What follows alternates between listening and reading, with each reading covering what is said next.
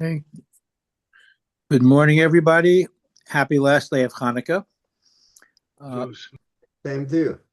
in actuality, this is really part three of our discussion on Hanukkah because we're talking about the Sadducees and the Pharisees, the Tzaddukim and the Prushim. Where they come from, why is it important to know about them? Uh, when the Hashmonaim were victorious and they regained the temple and they sanctified the temple, did all the things to rededicate the Beis HaMikdash, they did something that was really inappropriate. They established themselves as the new high priests, the new Kohanim, because prior to the victory, during the Syrian Greek period, the position of the high priest was very politicized. The high priest basically was an appointee of the Syrian Greek governor, for which he received tremendous bribes to appoint somebody. So it was no longer based on lineage, based on yichus. It was based on bribery, basically. And it became a political position. And of course, unfortunately, many of the Kohanim were involved in Hellenization as well, which was very unfortunate.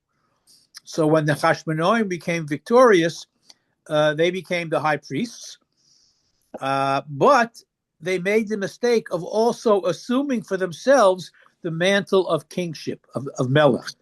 So they were Kohen Gadol and Melech together. And in Jewish tradition, these are two totally separate functions. And the kingship of the Jewish people had been kind of lapsed after the prophetic period. And during the first and second century before the Common Era, you really didn't have functioning kings. And the Kohanim took over both of those functions. And that became very, very problematic for a number of reasons. Number one, you can't be a Kohen and a Melech. They're two totally separate functions with different lineages. One is from Malchus Beis David, one is from Aaron, totally different function and different positions. The first generation may not have been so terrible, but by the second and third generation, there was a tremendous rupture between the Kohanim, the descendants of the Hashmonaim, who were Torah true Jews, but two generations later, it started to weaken. And what they did was, in order to defend their position, they had to stake out new territory for themselves. Now, at this particular point in time, it's very transitional. Up until this period, Kohanim were the dominant people who were teachers, religious functionaries in the Beis HaMikdash, people respected, look up to. When, of course, this changed in the Hellenization period, then the people began shifting to the Chachamim. And you have a tremendous controversy between the priestly class, which was the authority figures, the what you might call the aristocratic authority, versus the tutorial authority of the rabbis. And the rabbis became more and more influential, and the Kohanim were very upset by that, to the point that they openly disregarded some very specific rabbinic teachings in terms of how to run the priesthood.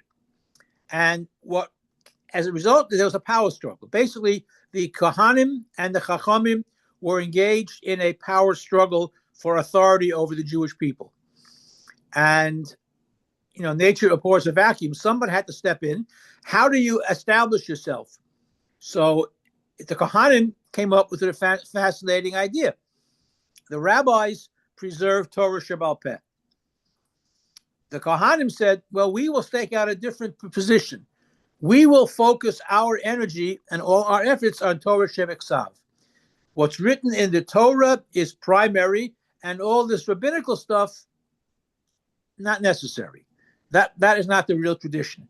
And so you had the beginnings of two totally separate religious and political parties.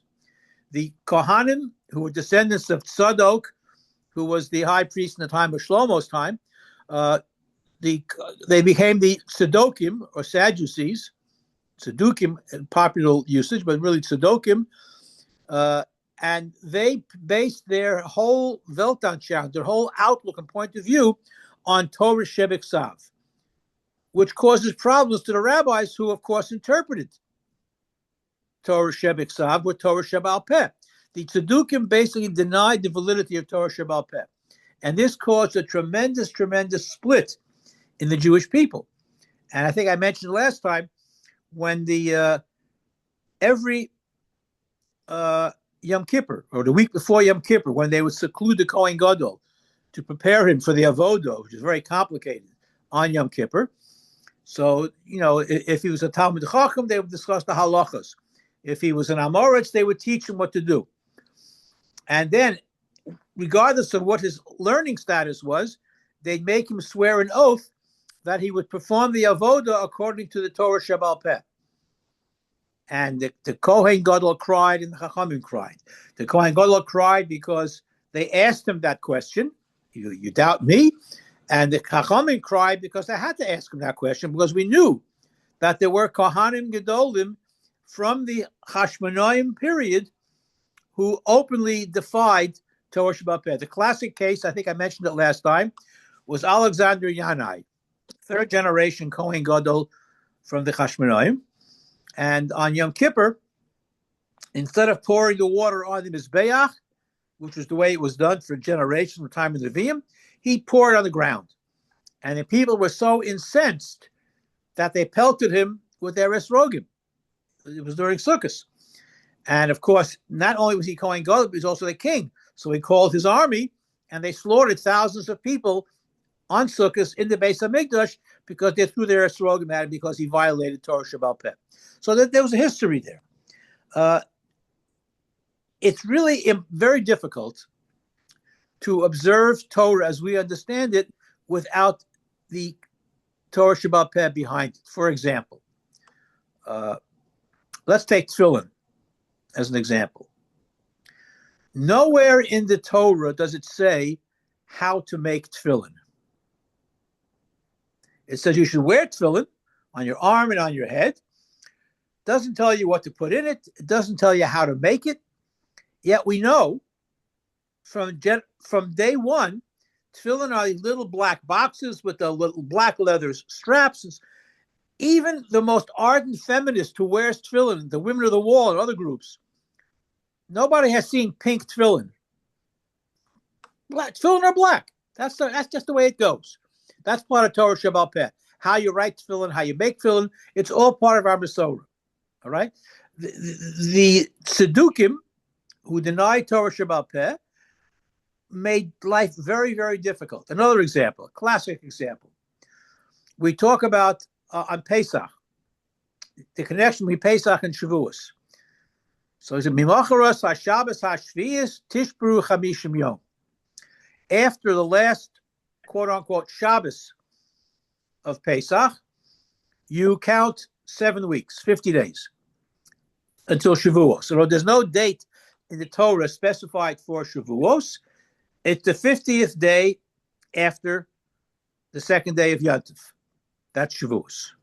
And Macharos HaShabbos. Now, literally translated, it means you start counting after the last Shabbos after Pesach. Now, Shabbos, as far as the rabbis are concerned, means in this case Yontif. Second day of Pesach is called Shabbos. Shabbos is a generic term for a day when you can't do malacha. In this case, it refers to Yontif. The Tzedukim said, no. It means Shabbos. So every year, according to the Tzeduki calendar, Shavuos came out on a Sunday, 7 weeks after the last Shabbos of Pesach. There are many, many examples of where they insisted on the literal translation of Torah Shebeksav in order to stake out a position in contradistinction to the Chachamim. The Chachamim were known as the Perushim, the Pharisees. What does Perushim mean? Perush means separate. Now, they weren't trying to become, a higher, an elevated class. Perushim simply meant they were separate from Tuma. They would separate themselves from other type of sins, and they were known, for example, as people who were very, very careful about Tuma and Tara. So if they'd be very careful who they bought their vegetables and fruits from, for example, to make sure that the person had taken off Trumos and Maestros. Because they were Prushim. They were separate in the sense that they wanted to maintain the Torah Shebaal Peh values. And if a person was not in that same category, they would separate themselves from them. So that's why they were called Prushim or Pharisees in English. But this machlokes went on for a couple of centuries, I say about 2 centuries, until it was revised many, many, many centuries later. The Karaites, if you're familiar with the Karaites, it was a sect that was in Eastern Europe, primarily in the Russian area, Poland. They also denied Torah Shebaal Peh. And there is actually, I don't know if it's still around. I visited a Karaite synagogue in Yerushalayim once. Very strange place. So there may be a few hundred Karaites still around someplace.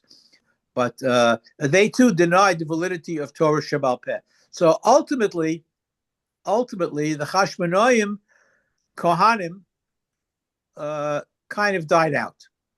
And the Chachamim were victorious in the sense that they maintained the validity of Torah Shebaal Peh.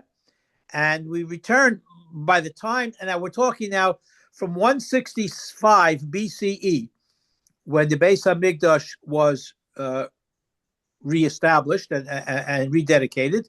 I would say for the next century or so, that was the downfall, a little less than a century, of the Hasmonean dynasty. The last remnant of the Hasmonean dynasty kind of was on time of King Herod. King Herod married a daughter of one of the Hasmonean Kohanim, and that was his claim to fame. He was an Idumean. He wasn't really a Jew. He wasn't the greatest king either. They call him Herod the Great, but he was Herod the Great builder. He built, the Kotel was one of his constructions. It's still standing. And then the Herodium and Masada, some of these places, that he was a great builder. But after Herod, at Herod's time, I would say shortly before the destruction of the Beis HaMikdash, the Hasmonean group died out. But unfortunately, this might be another reason why there is so little talked about in the Gemara about Hanukkah. There's no Maseches Hanukkah. Yehuda Hanasi lived around the year 200 of the Common Era. When he was compiling the Mishnah, he knew the history, and he perhaps did not want to include more details about Hanukkah in the Gemara. There's no Maseches Hanukkah. There's only a few lines devoted to the entire holiday, because the Chashmonaim kind of what's what I'm looking for, distorted what Judaism was all about. And so he probably thought not to include them in any significant way. And that's why Hanukkah is given such short shrift in the Gemara, because the Hasmonean dynasty, unfortunately, was not true to its roots. Matisyahu would have been horrified at what went on with his grandsons and great-grandsons and great-great-grandsons, who took over not only the kahuna, but the malucha as well, which was strictly prohibited in many, many ways. Meyer, you're on TV. Be careful. All right. So that's probably why the Chashmonaim were not given any prominence following the rededication. The rededication itself was a wonderful event. We celebrate it every year, but we should be aware that unfortunately sometimes with great celebration comes distortions of what should be appropriate for people to do. When you give people great authority, sometimes they take even more authority. So it wasn't enough for them to be Kohanim Gedolim, but also to be the king. And as a king, you have a lot of power. As a Kohen Gadol, you have a lot of power. Put them together, and it's an excess of power, which is very, very corrupting, which is exactly what happened. And in order to distinguish themselves from the Chachamim, the Tzedukim put out this whole position of Torah Shebiksav only, which leads to many, many issues in terms of how to function. We know Torah Shebal Peh. I gave you the example of tefillin. That hasn't changed since the Torah was given. There are many, many other examples. How do we know what an esrog is? The word esrog doesn't appear in Tanakh anywhere. Pre-Eitz Hadar, the fruit from a goodly tree. You like pears, you like oranges, Nathan likes bananas. What fruit is an esrog? The word esrog is not found in Tanakh. So we have Torah Shebal Peh. Kodesh Baruch Hu showed Moshe, this is an esrog. Now, when esrog were introduced into Israel is an interesting historical discussion. Rabbi Slifkin writes a great deal about this. Because esrogim were not indigenous to that area of Israel initially. Okay. The Kohanim, I would say, by the first century, after Herod, the Kahuna was restored to its rightful genealogical heirs, and you had some great Kohan. Rabbi Shmuel Kohen Gadol was a Kohen for many, many, many years, and they had the proper functioning of the Beis Hamikdash. Unfortunately, the Romans came along the scene and destroyed the Beis Hamikdash. But in the waning years of the Beis Hamikdash, the Kahuna was taken back from the Hashmonaim and given to its proper heirs of that line. One of the interesting things about Hanukkah and Kohanim, we say it today, the last time we said it, today will be the last time for this year. Bimei Matisyahu Kohen Gadol Uvanov. Matisyahu was a Kohen, and his sons led the rebellion, but he was not in the genealogical lineage line of being the Kohen Gadol. Maybe it means he was a great Kohen. It doesn't necessarily mean literally the Kohen Gadol, because he wasn't the Kohen Gadol. He lived in a town called Chashmon, which still exists today, and that's known as Chashmonoim. But he, among other Kohanim, as we talked about last week, left Yerushalayim when they desecrated the Beis Hamikdash, and of course, 2 years to the date, they rededicated it. But unfortunately, the Chashmonoim family became Tzedukim, which caused tremendous problems for the rabbis, because many, many people followed the Tzedukim. They had this aristocratic authority. They were the elevated elements of society. They were Kohanim. The fact that they had Hellenized themselves after the Beis Hamikdash was restored, that kind of got forgotten. So they had all the trappings of the high priest. And the Gemara describes some of the events that took place under these Hasmonean Kohanim, which were problematic in terms of them following the halacha, which is why the Mishnah Yuma says that you had to make him swear an oath that he would do it according to Torah Shebal Peh and not according to the Tzeduki rites, which only follow Torah Shebiksav. So that's a little background about Tzedukim and Perushim. And ultimately, this is the period, it's a very pivotal period in Jewish history when the authority shifted from the Kohanim to the rabbis.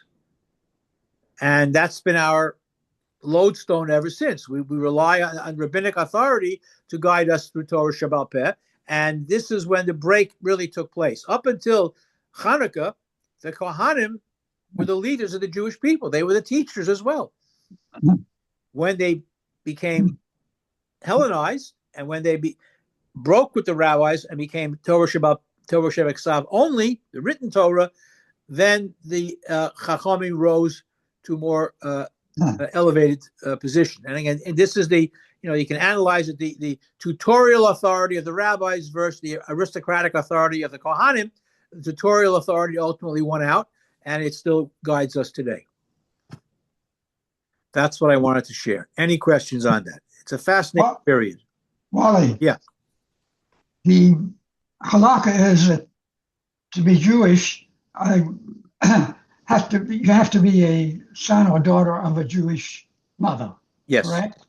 So with the Perushim and the Karaites, they were not necessarily Jewish because But they did not follow the Torah. well, they were Jews. They were just Jews that were behaving in an inappropriate way. They're still Jewish. But if they didn't follow the Torah Shel Peh, They're still Jewish. They're still Jewish. If the mother was born Jewish or converted, the child is Jewish. Whether they are observant Jews or not is irrelevant. They're still Jewish. but okay, so but they may not have believed that you had that the child. They might have believed Okay, that so a child of a son of a okay, so Jewish father. the whole issue of paternal primary, the Reform movement accepts a person as Jewish if their father was Jewish. Patrilineal descent. Break. What's that? Patrilineal descent. That's what I'm looking for. Patrilineal descent was an innovation of the Reform movement only in the 20th century. Before the middle of the 20th century, even the Reform only accepted matrilineal descent from the mother. But as long as a child is born from a Jewish mother, whether they're observant or non-observant, they're still Jewish. I had a fascinating situation many, many years ago. I participated in my life in 3 conversions. One was of a baby, which was fine. And the other one was for a 60-year-old woman, which was also fine. And there was another one that I was a little bit hazy on. It was a young woman. All right, so I was part of the Bezdin. I wasn't the one who was convening it. And this was in 1969, 1970, somewhere around there. Very, very long time ago. You were a young man then. I was a young man then, yes. And I get a phone call, and this was in Montreal. I get a phone call a couple of years ago, more than a couple of years ago, it must be about 15 years already, from some rabbi in the middle of Canada someplace, I don't know where, a small town, that a woman asked him to be Masada Kedushin, perform the wedding, and her mother was a convert, and he wanted to know if the conversion was a valid conversion. The other 2 rabbis who signed were long gone, and my name, somehow he found me, and he wanted to know if the conversion was a legitimate conversion. Now, I can't swear how observant this woman was. I don't know if her daughter was observant, but the conversion was a legitimate conversion. And the child, was technically Jewish. And he was able to perform the wedding.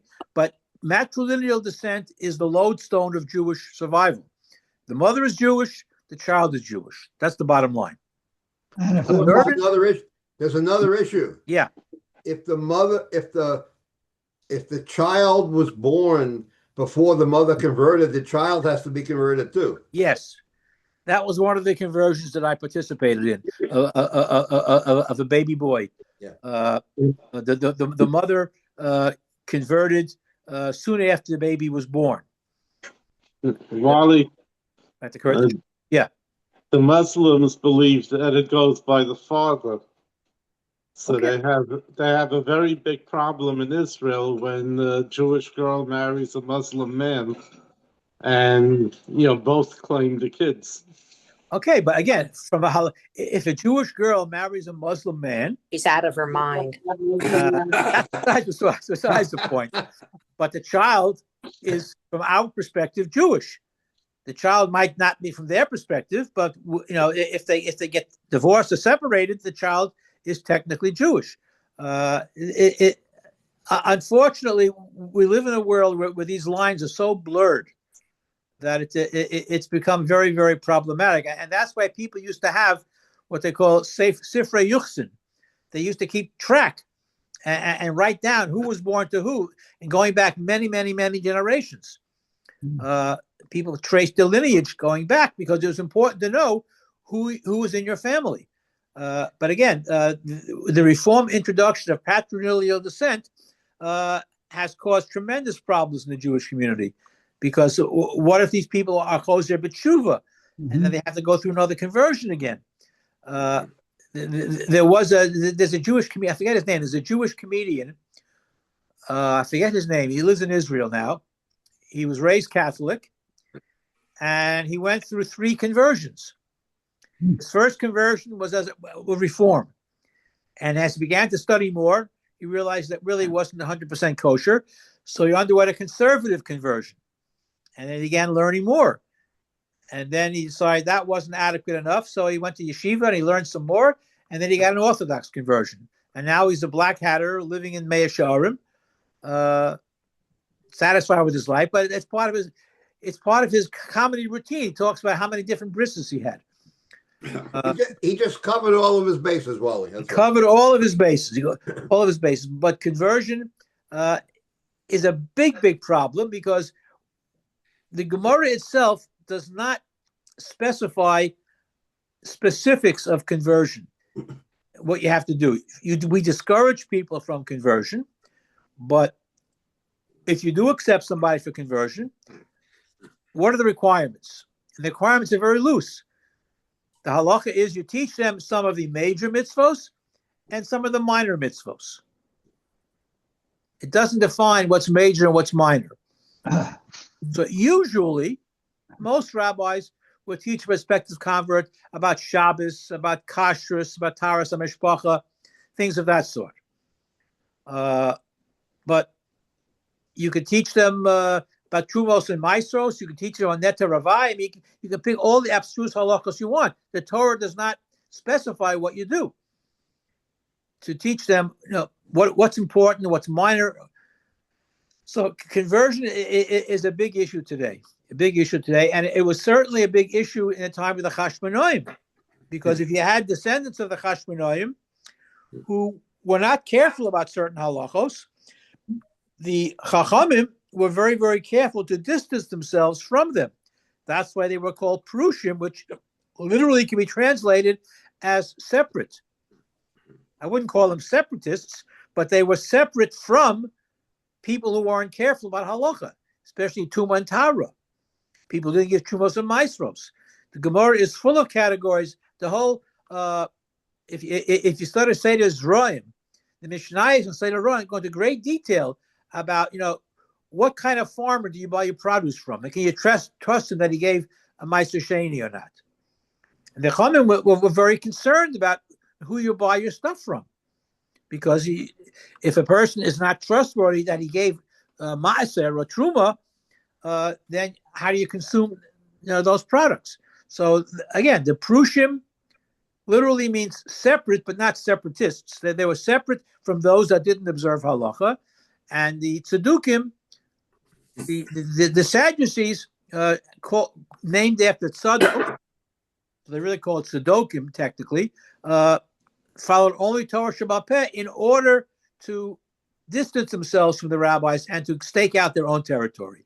And unfortunately, these were the heirs of Matisyahu and his sons, who made the mistake of taking kingship as well as priesthood, and therefore causing tremendous problems in the Jewish community during the first century before the Common Era and up to the destruction of the Beis HaMikdash shortly before that. It's a very problematic period. They started out great, but somehow, the power of being high priest and king corrupted their lineage, unfortunately. And that is why there's very little about Hanukkah in the Talmud. And if you want to learn more about it, I'll again encourage you, read Josephus, read the first 2 books of the Maccabees, or Sefer Chashmonaim. Even though, yeah.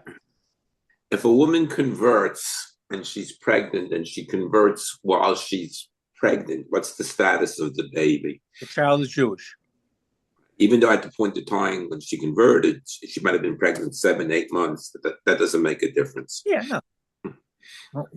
Once she converts, now if the child is born before she converts, then the child has to go. Now, when you're involved in a conversion of a child, especially a very, very young baby, technically, because the child doesn't have the mental capacity to make decisions, 13. the child has the ability upon reaching bar mitzvah age to say, I don't want to be Jewish. But he has to formally consent to being Jewish when he is of age. That's the only issue with converting children, especially babies.